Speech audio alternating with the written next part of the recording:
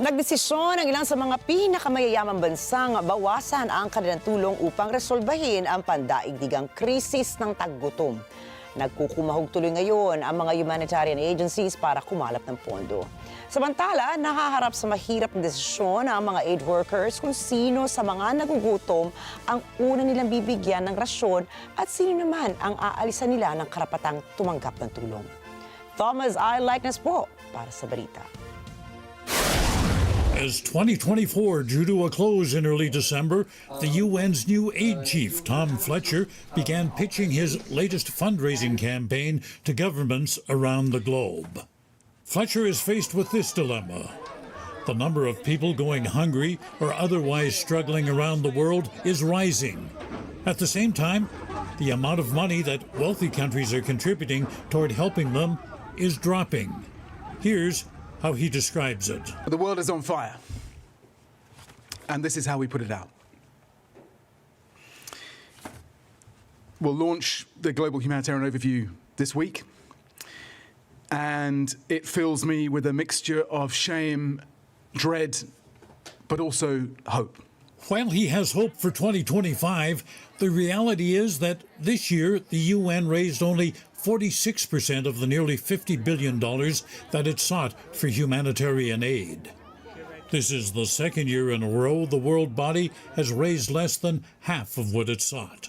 And Fletcher says, given the current political climate, 2025 will be a challenging year. We're facing the election of a number of governments who will be more questioning of what the United Nations does and less ideologically supportive of this humanitarian effort that we've laid out in this report.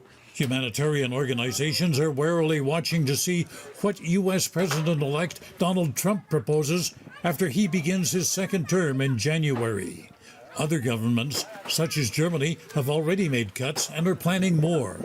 But Fletcher hopes to convince at least some of them to open their wallets. I don't believe that we can't make that case to them.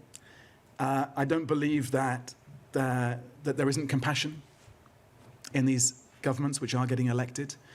And I think these numbers, which are staggering, will cut through. And here's what those numbers look like. The UN expects to only be able to raise enough money to help about 60% of the 307 million people it predicts will need humanitarian aid next year. That means at least 117 million people, or about 4 out of 10 who need help, won't get food or other assistance in 2025. And the situation isn't getting any better. The UN has identified 22 hunger hotspots. UN human rights worker Ajit Sunghai works in the Middle East. They're desperately in need for basic necessities.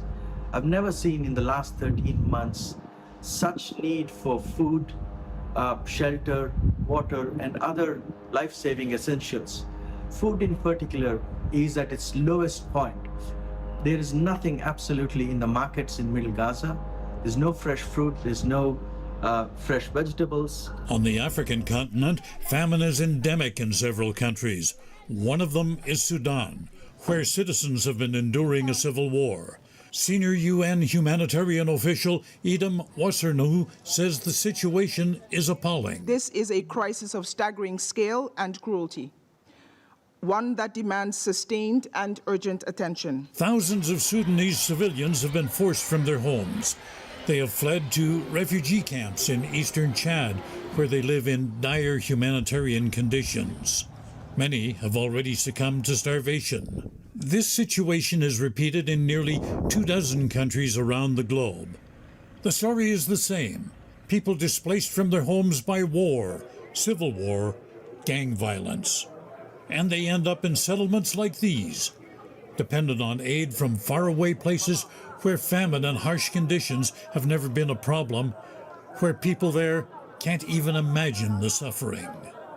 And while January 1st may herald the beginning of a new year, for hundreds of millions of people, it will be just a continuation of the pain of 2024. Thomas I. Likeness for Matanang Agila International, trusted, connected, on point.